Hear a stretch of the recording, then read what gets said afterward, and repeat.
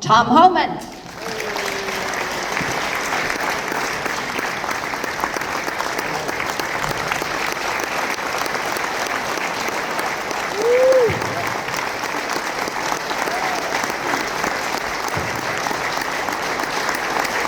What's up? What are y'all doing? So, I wake up every day like a kid in the candy shop because I worked with the greatest president of my lifetime. And he's let me do what I need to do. And after 40 years, I started board place in 1984. After 40 years, I'm at the stage now where I can do what I know needs to be done to secure the border, to rid this country of foreign nationals that commit crimes or national security threats. And I don't hear the answer no, because the president's all in, and we're making great progress. I'm the president. I want to tell you a quick story, because I keep getting asked the question, how did I meet President Trump? I grew up in a small town in upstate New York called West Carthage, New York. Population like 2,500, right? So how did I get from West Carthage to the West Wing? Real quick story. So I was the director of vice during the first election, Trump versus Clinton. And a couple months before the election, I was convinced Hillary Clinton was going to win. Most of the country was, right? Until President Trump came out of nowhere. So I decided to announce my retirement before the election. I had a company coming off me a lot of money, a lot more money I made as a vice director. I didn't want to work for Hillary Clinton after 8 years of Obama. So I said, it's time for me to go. And I announced my retirement, and it was effective January 20th. And the night of the elections, I wake up next morning, my wife said, President Trump won, now what are you going to do? And I said, well, I already made an agreement, already signed a contract with this company. I got to continue doing what I'm doing. So fast forward January, at my retirement party, had several hundred people there. It was a great event, saddest day of my life. And most of the people in this room know what I'm talking about. After carrying a gun and badge for 34 years, it was the saddest day of my life. I knew that day I'd hang the badge up, hang the gun up, and I'd be just a civilian again. And once you've done it 34 years, it becomes a real big part of who you are. So it was a sad day for me, it really was. At the end of the ceremony, I was out in the hall shaking hands with people that came, and my chief of staff, who was again my chief of staff back here, Jackie Becker, walks up to me and says, I had an emergency phone call in my office. I said, okay. My empty office, because my shit's already boxed up sitting in my garage. So I'll start, this is a Friday, I was going to start my new job on a Monday. So I go up, and it was Secretary of Homeland Security, John Kelly. And I answered the phone and said, yes, sir. He goes, well, look, I know this is bad timing, but the president wants you to stay and run the agency, which was a 3-step promotion. And I told him, I said, sir, bad timing, I just retired. He goes, no, you didn't. Paperwork's on my desk, I haven't signed it. He goes, so will you come back? So I told him, with all due respect, I had to talk to my wife and kids because they've been through hell. The death threats against my family have been incredible. The protests at our home, so I said, look, my family's been through a lot. I got to talk to them. Plus, I didn't know if I can get out of this contract I just signed for a whole bunch of money. So he said, okay, today's Friday. I'll call you Monday at 0600 for an answer. And the last thing he said to me, and I remember it word for word because I wrote it in my book. He goes, let me leave you with this, Tom. The President of the United States wants you, a career law enforcement officer, to serve your country a little bit longer. You need your help, Tom. I'll talk to you on Monday. So on the way home, my wife asked me, what was the phone call about? And I told her. She goes, hell no. You're going to do it. She says, you're about to make a hell of a lot more money. We don't have to worry about the protesters and death threats anymore. And plus, I don't like them. She didn't like President Trump. Now she's his biggest fan because he saw what he did his first 4 years. So after a weekend of fighting, one Sunday night, she asked me, what are you going to do? And a phone call tomorrow. I said, what do you think I'm going to do? She said, you're going to take it. I said, absolutely. I said, it's the President of the United States. You just don't say no. She said, okay, I support you. So the next day, when John Kelly called, I said, okay, I'm in. The following day, he says, report to the ICE building. So I walk in the ICE building, to the amazement of hundreds of people who gave me great gifts on Friday, because I was leaving. I walked into my office and I was greeted by 4 attorneys, ethics attorneys. They had a list of everything I got Friday. They said, look, we got a list of every gift you got. You need to return them before Wednesday, because these people are now your employees again. And your wife got a gift certificate for $500, and we need that back. And I said, look, guys, she's already pissed off. Let me write you a check. We'll call it legal. And the next day, I'm Air Force One with President Trump. And he called me in the office, and I asked him, sir, what am I marching on? He says, just do your job. Do the job you haven't been able to do for 8 years, and do it. So that's my story, how I met President Trump. So I came out of retirement once, and this year, I got a phone call again, come out of retirement the second time. And I have to tell you, Tom Holman is doing pretty good financially the last few years.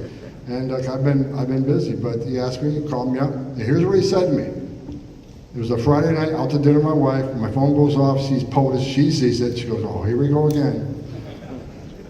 He said, Tom, you've been bitching about it for 4 years, you want to come back and fix it? I says, amen, brother, let's go. So here I am.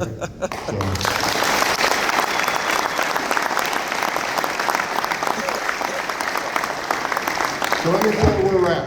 You know, President Trump, on that same phone call, he said, I said, so what are my marching orders? He goes, you got 3 things I need you to do. You need to secure the border. You need to run the largest deportation operation we've ever seen. Prioritizing criminal safety and public safety threats and national security threats. And I want you to find these 300,000 missing children that were smuggled into the country under Joe Biden that are now missing. There were the 3 things he gave me to do. So how are we doing? So right now, as of, I didn't look at the numbers this morning because I was running late, but yesterday morning, I look at the numbers every day.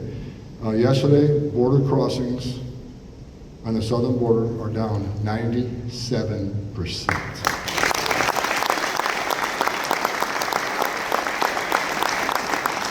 And look, we did that in 2 months. Joe Biden couldn't do that in 4 years. And look, I'm going to be political here today. If I offend anybody, I simply don't care. I just don't. I stopped caring a long time ago about pissing people off. As a matter of fact, the left hates me, and every time I read a hit piece on me, I just get fired up because I get tired. I'm old, and I work a lot of hours. And every time I read a hit piece, my wife will come running down and says, look at this terrible story about you. They say you deport people and you're really good at it. I said, frame that son of a bitch. Put it right there.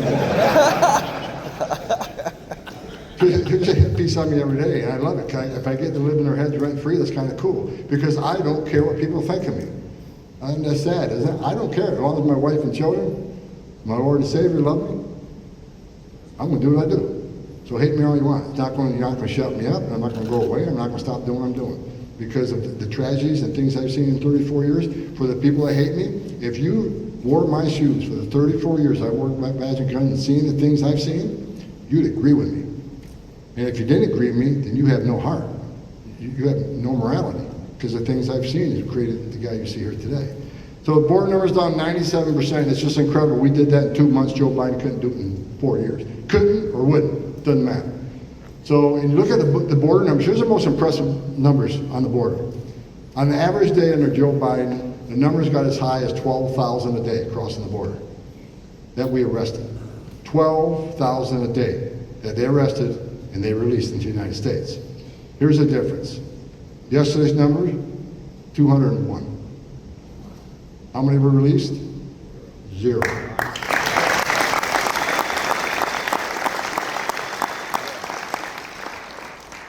Another number is the gotaways. Under Joe Biden, we had 2.2 million people got away.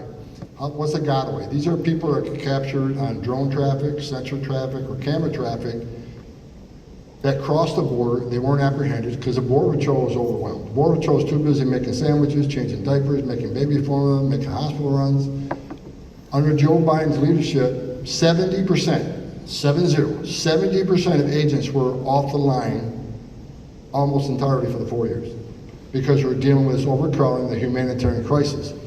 So patrols on the border were right around 30% on average. Some sectors, it was 0. There were several times in Eagle Pass sector, Yuma sector, the RGV, and El Paso, where they pulled every single uniform off patrol for days so they can catch up on the overcrowding of the people they've already arrested. To process them, to release them. While they're processing to release, no agents on the border for hundreds of miles. You don't think the cartels had a field day with that? So I looked at the gotaway numbers. On average, under Joe Biden, gotaways per day, over 1,800. 1,200 people cross the border. We don't know who they are, where they came from, why they're here. What was the gotaway number yesterday? 39. Now that's 39 too many. But going from 1,800 to 39 is pretty damn good in 2 months.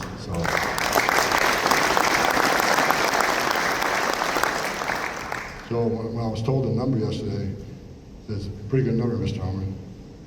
I said, who says? It's 39. Come and talk to me when it's zero. That's when I'll celebrate. Zero gotaways. Zero gotaways means we have total operational control for the first time in the history of this nation. And we're going to get there. I promise you that. We're not going to do it for the Interior enforcement deportation operation. As of yesterday, I think we're at 48,000, right over 48,000 interior arrests. The vast majority are criminals and public safety threats, national security threats, as President Trump promised. We arrested more criminals in 6 weeks than Joe Biden did in a year. So the men and women of ICE are doing a great job. Am I happy with it? No. Joe Biden wasn't doing shit. I want 10 times more than what he did. So I want more arrests by ICE in the interior. We got to get there. So we're working on more targeting. We're bringing a lot of smart companies in that know AI and all these other things to help us create better targeting. We're adding more teams to the streets. So we're going to get that number up. Even though they're 3 times higher than Joe Biden, I'm not going to be happy until those numbers where they should be. I've done this for a long time. Numbers are good, but not good enough. We got to do more. So President Trump had a great idea. Let's bring all of government. So when we do these operations across the country, it's not just ICE anymore, not just ERO and HSI. We got the FBI, we got the U.S. Marshals, we got ATF, we got DEA, we got the State Department, we got all the government approach. What's really cool about that, when we do like the operation we did in Chicago, every illegal alien with a gun, we're prosecuted by the ATF. We'll prosecute and put them in prison before we deport them. We find illegal alien dope, DEA would take that case. If we find illegal alien somehow involved with domestic terrorism or international any ties to terrorism, the FBI would prosecute that case. So we'll prosecute before we deport them. That's actually a better consequence because we'll put them in prison, then we'll wait on them, they get out, we'll deport them then. So we were showing the whole world there's consequences for entering this country. There's illegally. There's consequences from coming to this country and committing a crime.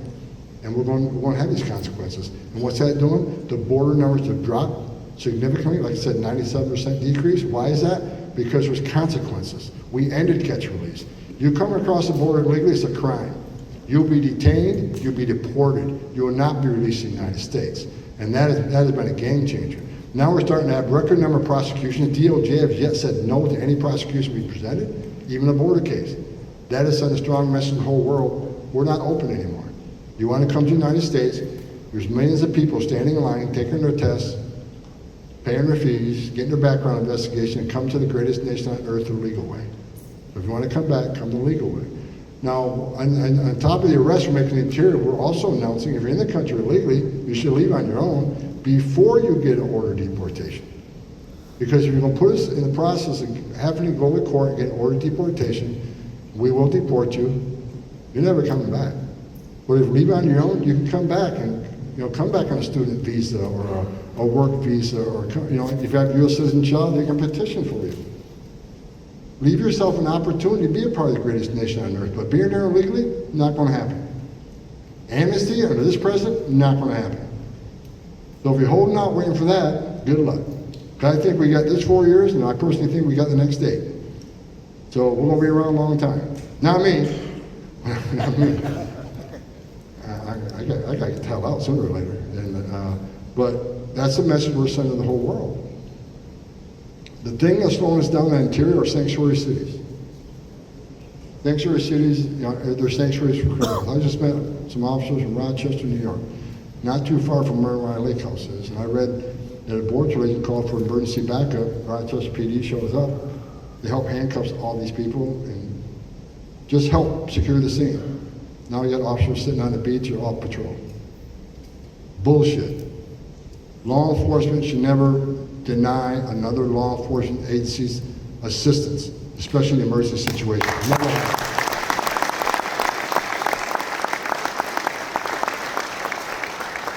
I would be shocked that any Border Patrol agent would ever refuse assistance from a local law enforcement agency in an emergency. I don't think it ever happened. If it did, I'd be shocked. And if it did, let me know who they are, fire them. Because cops need to back up cops. And so, you haven't heard of wars last in Rochester. I promised I'd go to Denver. I did. I promised I'd go to Chicago. I did. I'm going to Rochester.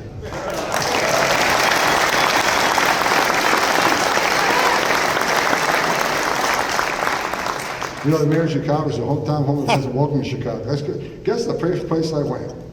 Chicago. Anybody here from Chicago? Come back. Poor sons of bitches. I mean, he's out of touch with reality. Your mayor, he's not much better. The governor, he's probably worse, as far as I know.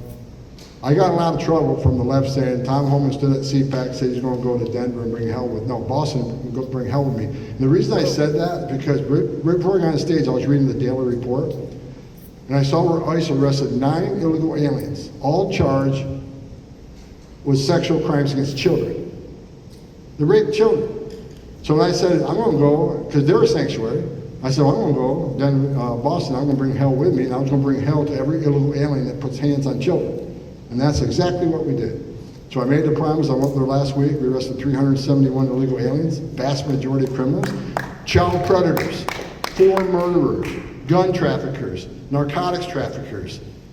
We made Boston and Massachusetts much safer. Do you think we got a thank you? No, the only thing I got was, how dare Homan come to Boston? Well, guess what? Tom Homan's coming back to Boston.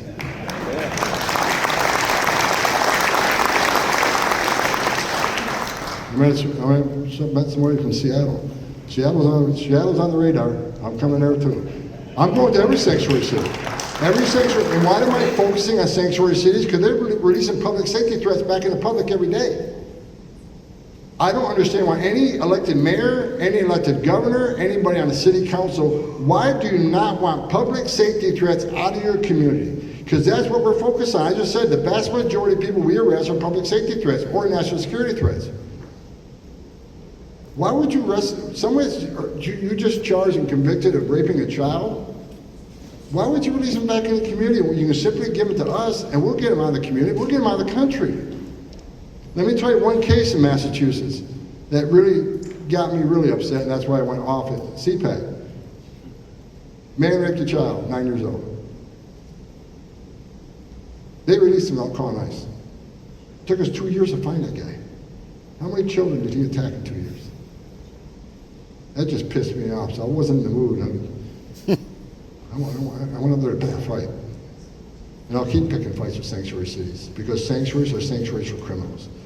And for any law enforcement, if you're in the room, I'll take it on. I see sheriffs say, well, we're a sanctuary city. We want victims and witnesses of crime. If they're illegal, they'll feel free to come and report those crimes as a victim witness without fear that we're working with ICE. That's bullshit. Victims and witnesses of crime don't want the bad guy back in the neighborhood either. We want access to the person that was locked in a jail cell. The local PD or state PD, they locked him into a jail cell for some reason. That's who we want to talk to. We want access to a taxpayer-funded jail to arrest somebody that you just locked in a jail cell for a crime that's in the country illegally. That's what we want. We don't want to talk to the victim and witness. We don't care who they are.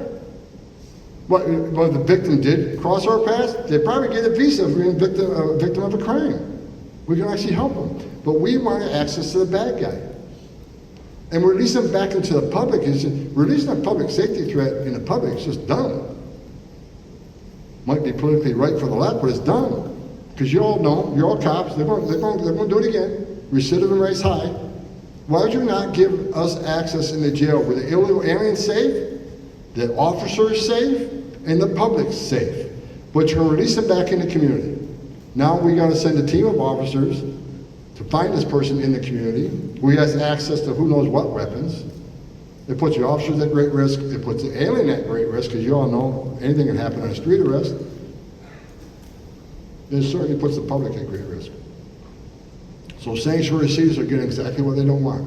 And that's why I go to sanctuary cities and run these operations. You're going to get exactly what you don't want. You're going to get more agents in your neighborhoods because you force us in your neighborhoods. And you're going to see more collateral arrests. Because when we find the target, who's most of the time a criminal, we will find that criminal target in the community. And when we find them, he's probably with others. Others that aren't criminal targets but in the country illegally. Well, guess what? They're coming too. ICE officers are no longer going to turn a blind eye to someone illegally in the United States. Under Joe Biden and DHS Secretary Mayorkas, they told ICE agents this: being in the country illegally is not enough to be arrested. You have to be convicted of a serious crime before you can arrest that person. They told immigration officers they couldn't enforce immigration law. Well, those days are over. So if you're going to force us in the community to arrest a public safety threat, we find anybody else, they're coming too. So all of a sudden, the media's going nuts. I read some stories yesterday. ICE non-criminal arrests are starting to rise. No kidding. Because you put me in the community, that's going to happen. If they really cared about the public and the public safety, let us into jail to arrest the bad guy in the jail. When you're done with them, just give them to us. But sanctuary, I don't want to hear sanctuary policies are necessary. We're welcoming because we want illegal aliens and victims of crime to come forward. That's garbage and you know it. That's why I fight so hard. Specifically Massachusetts, in New York City and Los Angeles and all these sanctuary jurisdictions, I could sit here for 2 days and read a list of child rapists, adult rapists, the most terrible people in the world that are walking back on the streets and they're in the country illegally. It's just ridiculous. That's not the country I grew up in. I started as a cop in 1982, 83. I became a cop because my dad was a cop, my grandfather was a cop. Cops were respected. You lost a lot of respect the last 4 years, but now you got a president that has your six because he loves law enforcement. And he's letting us do what we got to do.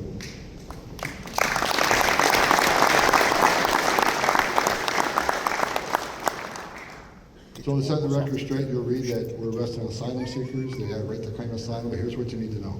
Based on immigration court data, we got millions of people coming to our border. I demand due process. I demand to see a judge. I demand to claim asylum. And you're given that right. And we give the right. So we're not going to release you. You want to see a judge? You can see a judge. He goes to the jail almost every day. What you need to know is the millions of people that came to our border the last 4 years, 10.8 million. Nearly 9 out of 10 will end up with an order of removal because they simply don't qualify for asylum. Asylum is about escaping fear and persecution from your home and government because your race, religion, political affiliation, or participation in a specific social group. For instance, if you're in Iraq or Iran and you're gay, they may kill you for that so you can actually claim asylum or something like that. But most of it's because you're escaping fear and persecution from your home government because of your politics, or your race, or your religion. These people come to the border, they're coming for a better life, and I get that, I understand that, but it's not asylum. But they come to the country, claim asylum, the last administration released them in the country, 9 out of 10 will get an order removal. That is why we need a massive deportation operation. People say, Tom Homan, you're racist. Trump, you're racist. It's just racist to say you're going to want the biggest deportation operation in history. Well, look, folks, we just had the biggest illegal immigration crisis on our southern border. We had over 10 million people cross that border. 9 out of 10 will get an order removal. We gave them due process. They had their shot. A federal judge says they must go home. So 9 out of 10 of these people gotta go home. Because if we don't, we send a message to the entire world, enter the country illegally, it's a crime, that's okay. We'll spend billions of dollars in your due process, you get order removed by a federal judge, but that's okay, you don't gotta leave. If that's the message we send to the whole world, we'll never fix this problem. So those people who we gave that shot to, you've been order removed, you're going home. And because of the numbers of the Biden administration, that is why it's a massive deportation operation. That has to be. That's what the law requires. And I tell you something, if someone comes along and says, well, we're not going to remove them, then you know what? Then what the hell are we doing? Take the border patrol off the border because there's no consequences to violating our laws. Shut down the immigration court because the court order doesn't mean anything anymore. Bullshit. That's not the way this country's built. We're going to follow the legal process, which brings me to this. President Trump using the Alien Enemies Act. How dare he? That's an old law. And I'll stop, doing a press conference, I was doing a thing on the White House lawn, and the gaggle gets together. They want to, try to attack you, and one guy mentioned, that's an old law. It says not order in the Constitution. We still use that. Idiot.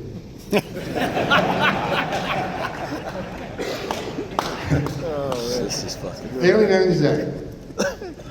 Here's what the president did. Through proclamation, he invoked the authorities of the Alien Enemies Act to remove terrorists quickly, which the law requires them to do, or allows them to do.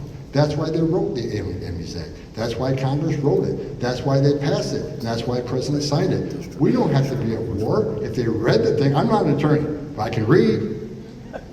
If there's an incursion, a predatory incursion, you can do it. We know, based on thousands of hours of investigation, TDH under Iowa is affiliated with the Maduro regime, both in the military and law enforcement. We knew they were set here to unsettle this country through violent crime, pushing fentanyl, and terrorist activities. They burned young girls alive. They raped numerous young ladies, then killed them afterwards. They committed atrocities throughout this entire country. They are an enemy of this country. President Trump designated TDA and MS-13 terrorist organizations, and he should. The criminal cartels need to be designated terrorists because they killed more Americans than every terrorist organization in the world combined. So that 2 plane loads of people were 2 plane loads of 261 terrorists. He did the right thing for the American people. And for a judge, a district court judge said you got to turn those flights around, bring those terrorists back, it's just ridiculous. I'm sure I'll be sued. Throw it on the pile of the rest of them. We did the right thing. We don't apologize for it. We absolutely don't think the district court judge has the authority to do that. I'll let DOJ fight out. They're in court now. They're actually going to go to the Supreme Court. Whatever they decide, we'll follow because we're all cops. We got to follow the law. But we did adhere to the law. The difference between us and the last administration, we're using the law to secure the border. We're using the law to remove people that aren't supposed to be here, especially public safety threats. We're using the laws on the books. We're not making this shit up. The last administration has been told by several district court judges, not only are you ignoring the law, you're actively violating the law. We're not doing that. We're using the laws to make this country safer. And if you look at New York City, just walk down the streets of New York City, you don't see illegal alien crime in front of your eyes anymore. You don't see illegal aliens beating up NYPD anymore. Now, am I saying it's done forever? No, we got a lot of TDA people to find. We got a lot of MS-13 people to find. We just found one of their principal leaders yesterday. Took him off the street. So it's not going to stop. My wife asked me, when are you going to finally call it quits? I'm not saying this as a meme to go out. I'm not saying this to drop a micro, but I will stop when I know that every illegal alien, public safety threat, national security threat is eradicated from this country. That's when I'll stop.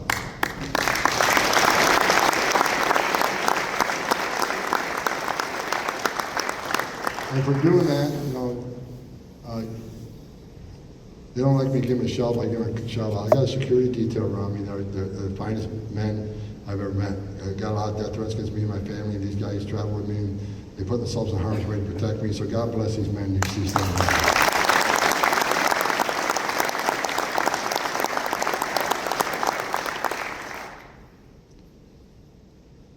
The truth about family detention. Story last week. Tom Homan's the father of family separation is bringing back family detention. He's doing it again. Well, family detention is the opposite of family separation, first of all. And I'm not going to separate a family to deport them. I'll deport the whole family together. That's the way it should be. So let me tell you why Tom Holmes is bringing family detention together. It's not for cruelty. It's to make sure that child is with a parent. And that child is not a victim of trafficking. Is to make sure that we do DNA testing to make sure that young toddler is with a parent and not a trafficker that's going to be coming here forced into sex slavery or forced into labor slavery. That's what we're doing. We're protecting children. God help us. And I'm a terrible man. That is the reason we're doing it. We're going to make sure under Biden administration over 500,000 children were trafficked in this country by criminal cartels. 500,000 children were separated from their families, put in the hands of a criminal cartel, be smuggled in the United States. Many got reunited with illegal parent here. If I leave my child in the car when I run into the market and grab a Coke, I'll get arrested for abandoning my child. If I leave my dog in the car in the middle of summer, I won't get arrested. But they're going to put their kids in the hands of criminal cartels, and that's okay. Not okay. And this administration, because it didn't vet them properly, they can't find 300,000 of them. President Trump's committed to doing that, and we're working on that now. The problem is, you all know this, we all have a footprint. We all have a digital footprint.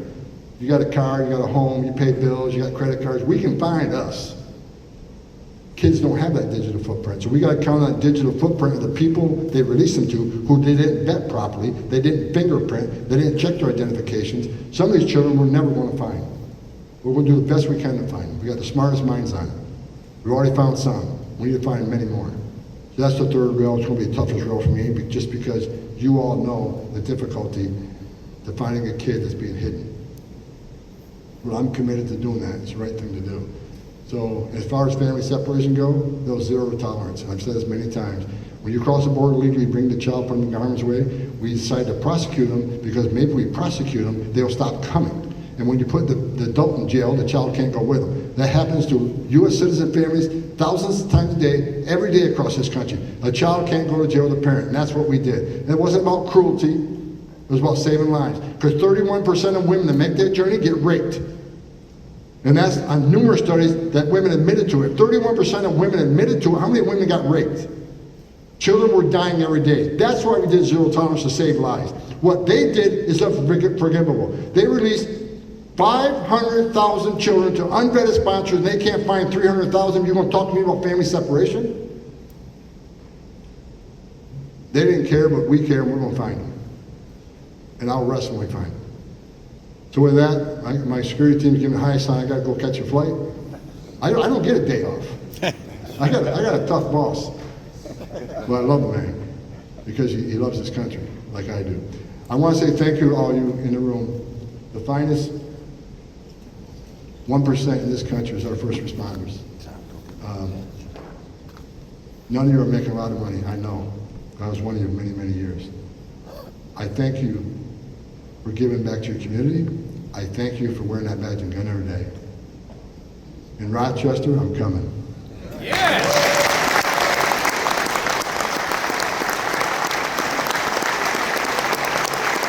Big round of applause, everybody. All right, everybody yelling at Q&A. Excuse me. Just wanted to say thank you very much.